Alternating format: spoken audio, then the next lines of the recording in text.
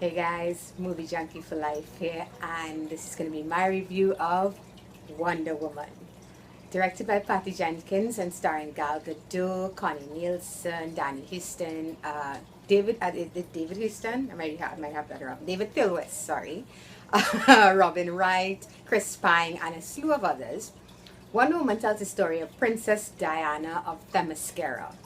She's been raised by the Amazons. She is an Amazon. Her mother is the queen of the Amazons, and she's trained all her life in preparation of the possibility of the return of Ares, god of war.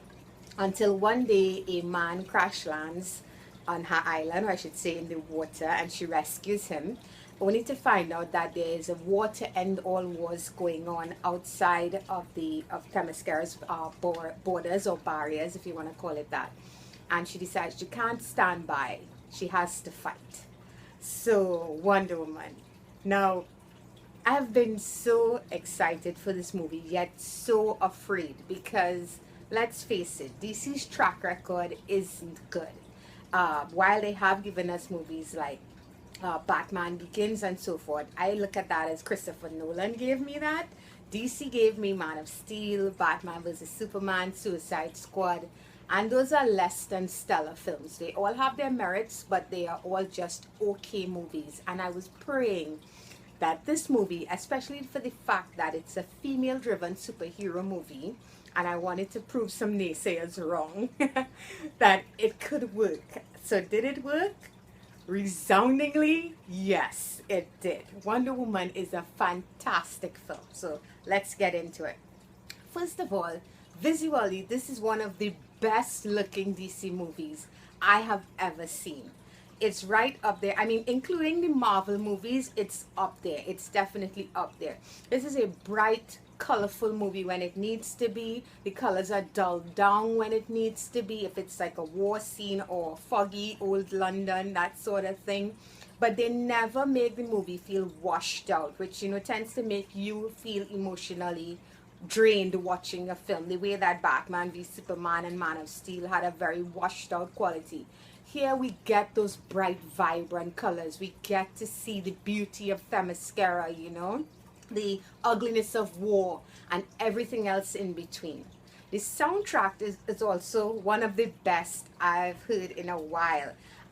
Granted, from the first moment I heard that opening beat to Wonder Woman's soundtrack in the trailer, I said, this is going to be something epic because Batman, we have the Batman animated feature and it has that classic, Batman's theme song. Superman has his theme song since the days of Christopher Reeve.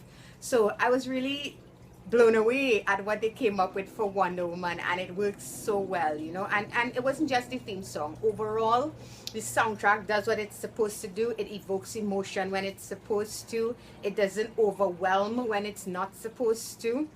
It really fits well in this movie, and I actually want to get that soundtrack, and this is not something I usually do, but I want to get the soundtrack for this movie. Story wise, Wonder Woman is one of the best written DC stories so far. I think they made a fantastic decision in not bringing her into the present immediately, but in showing us not just the origins of Diana, but what really made Diana become Wonder Woman. They did a wonderful job. I think World War II was a fantastic setting because the you know what, I'm gonna roll the story and the acting together because one doesn't work well without the other, and here it's cohesive and it's perfect. Everybody brings their A game here.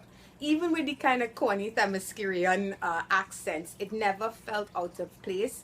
It worked. I liked everybody from Robin Wright to Connie Nielsen, Gal Gadot.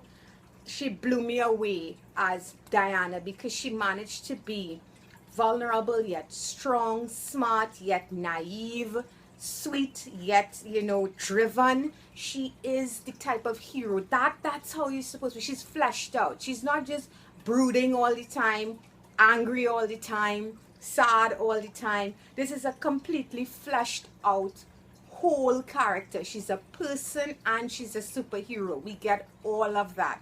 And Chris Pine does a wonderful job as well as Steve Trevor, because it takes a really strong man to stand by a woman that is as powerful as she is, and he never comes across as a guy that feels intimidated by her, so to speak.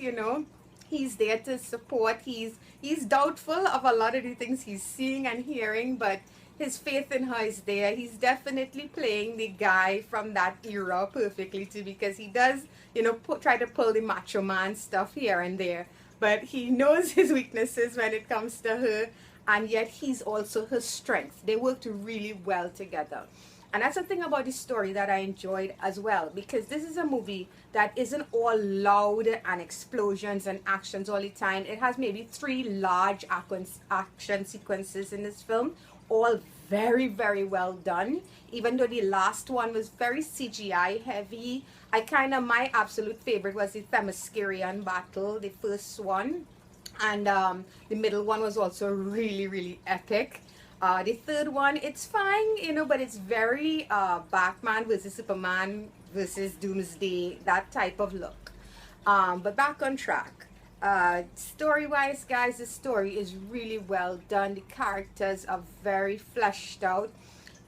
Even, they're supporting friends in their group that helped them during the war. I love how this movie also examines the damage that war does, not just on a global scale but on a personal scale as well. Characters in this movie, they show you how affected they are by what they've seen and what they've had to do, because the whole point being that as human beings, we are not all light. We all have some darkness in us, and it's your choice, whether you choose to feed the light or the darkness. As they say, we have 2 wolves within us. Which one gets bigger? The one you feed.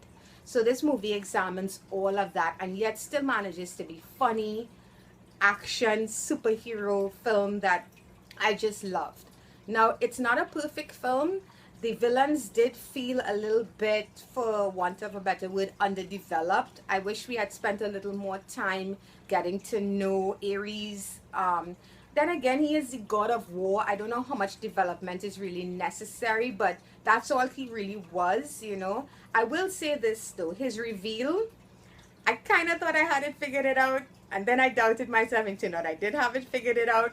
But I think it fit really well. It worked really well, because it was more of a kind of devil thing there as opposed to god of war, but it worked. I just sorry, I just wish the human villains were a bit more developed. They were just bad guys for bad guys' sake, But I guess you have to pick and choose what you spend your time on, and they chose to spend their time on the right thing. So I could completely let that go. Wonder Woman, guys, I adored this movie. I came out of the cinema feeling energized and adrenaline pumping. So I'm giving it a 9.5 out of 10. I am so happy this movie is as good as it was. Thank you, Patty Jenkins. Thank you, Gal Gadot, and everybody involved in this film. The love is there. This is not a by-the-numbers movie in any way. Wonder Woman is a fantastic film. It's in cinemas right now, and it's not a girly film. It's something everybody can enjoy. It's a superhero film. So I'm giving it a 9.5 out of 10. So that's going to be it for me, guys. Until next time, bye-bye.